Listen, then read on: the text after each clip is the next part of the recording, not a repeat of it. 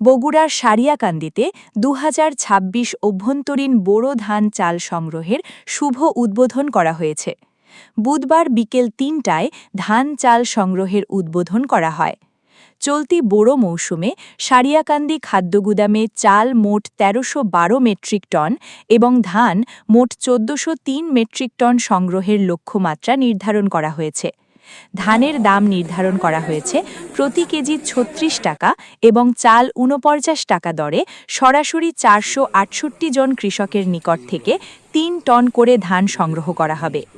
এই ধান চাল সংগ্রহ অভিযান আগামী ৩১ আগস্ট পর্যন্ত চলবে।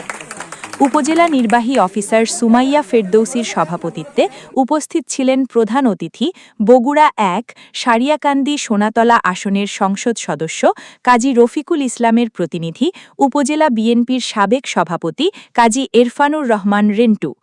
এতে আরও উপস্থিত ছিলেন উপজেলা কৃষি অফিসার মোহাম্মদ আলী জিন্না, উপজেলা বিএনপির সাবেক সাধারণ সম্পাদক শাহজাদ হোসেন পল্টন, উপজেলা খাদ্য নিয়ন্ত্রক অফিসার আবু সম্রাট খান, উপজেলা খাদ্য গুদাম অফিসার LSD রাশেদুল ইসলাম, উপজেলা চালকল মালিক সমিতির সভাপতি মোজাম্মেল হক সহ বিএনপি ও অঙ্গ সহযোগী সংগঠনের নেতাকর্মীবৃন্দ।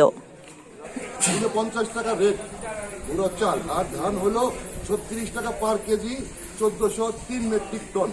একজন কৃষক 3 মেট্রিক টন করে দিতে পারবে ৭৫ মন। কত কৃষক এটা দিতে পারবে হলো ৪৬৬ জন।